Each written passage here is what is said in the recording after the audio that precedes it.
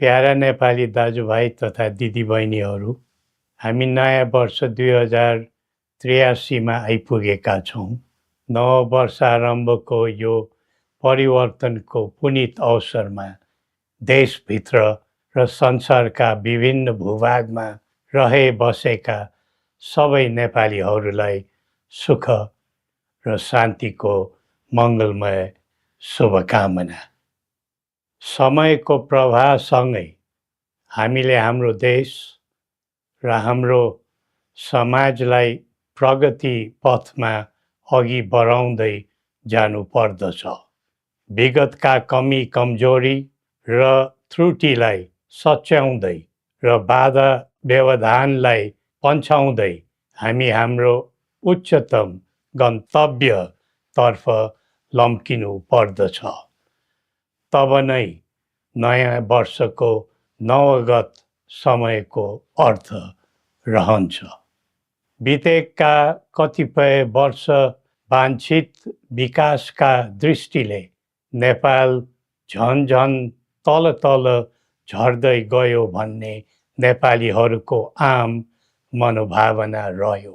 राजनीति, राज्य पद्धति र शासन प्रशासनको प्रणालीमा त हामीले निकै हेरफेर हेर्यौँ, तर त्यो कोरा परिवर्तन मात्र भयो। दलदलको खलबलमा त हामी धेरै दगुर्यौँ, तर राष्ट्रको श्रीवृद्धिमा हामी निकै पछाडि पर्यौँ। सधैँ प्रयोग, सधैँ अभ्यास र सधैँ विकल्पको खोजीमा मात्र हामी लाग्यौँ। फलस्वरूप हाम्रो देश प्रयोगशाला मात्रै रह्यो। स्थिरता, निरन्तरता र दृढता कता कता हराएर गयो। विधि पद्धति व्यक्ति बदलेर मात्र समग्र स्थिति बन्ने रहेनछ भन्ने कुराको पाठ हामीलाई विगतले सिकाएको छ। राजनीति र राज्य सञ्चालनको गतिविधिमा युवा पिँढीको संलग्नता बढ्दै जानु उत्साहको विषय हो। पढे लेखेका, देश बुझेका र आधुनिक प्रविधिको ज्ञान भएका उत्साही पात्रहरूको आगमनले राष्ट्रलाई फलदायी बनाउनुमा मद्दत पुग्छ भन्ने हामीलाई लाग्दछ। आज हाम्रो देश चौतर्फी समस्याको चाङमा छ। यो बेला नेपाली जनताको आशा अभिलाषा पनि उत्तिकै छन्।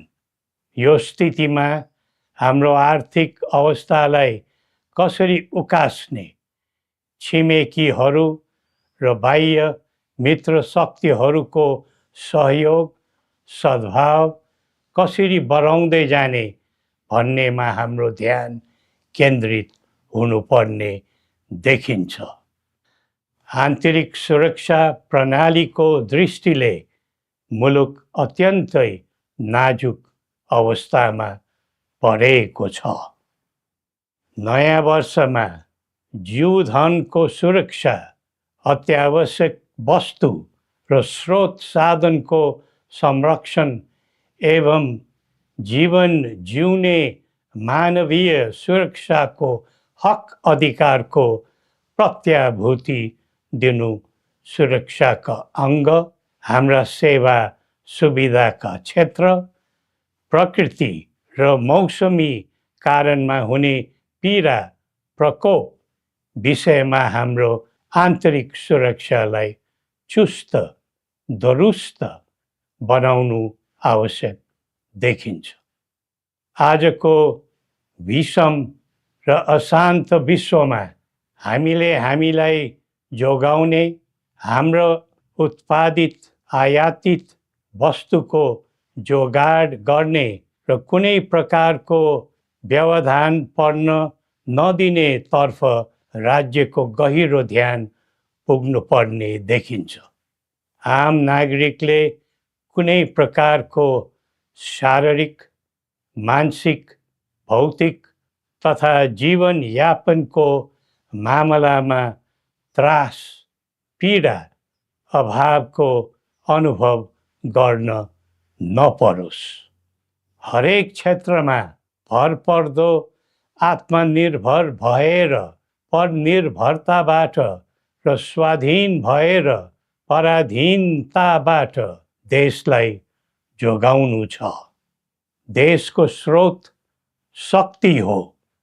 सही उपयोग भएमा नै समाजको कल्याण हुन्छ अनि देशको स्वधर्म, संस्कृति र मौलिक कलाकृतिको सम्वर्धन भयो भने नै देशको गौरव बढ्दछ। त्यसैले यिनै मूलभूत काम कर्तव्यतर्फ अब हाम्रो पाइला अघि बढ्नु पर्छ। निषेध, फुट, द्वन्द्व र विद्रोहले हामी कमजोर हुन्छौँ।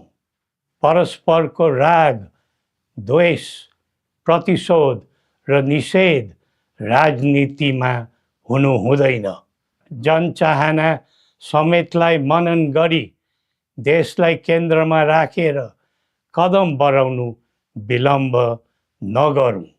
संवाद, सहमति र सहकार्यका माध्यमबाट सबै पक्षको मागलाई सम्बोधन हुने गरी संवैधानिक समाधान खोज्न दृढ सङ्कल्पित बनौँ। नेपाल शान्तिको भूमि बनोस्, उन्नतिको मुलुक बनोस् अनि आफ्नै मौलिक, सनातन र पहिचानबाट परिचालित एवं प्रतिष्ठित बनोस्। सबै नेपालीले न्याय, शान्ति र सुख पाउन्, यही हाम्रो सदिच्छा हो। श्री पशुपतिनाथले हामी सबैको कल्याण गरून्। जय नेपाल।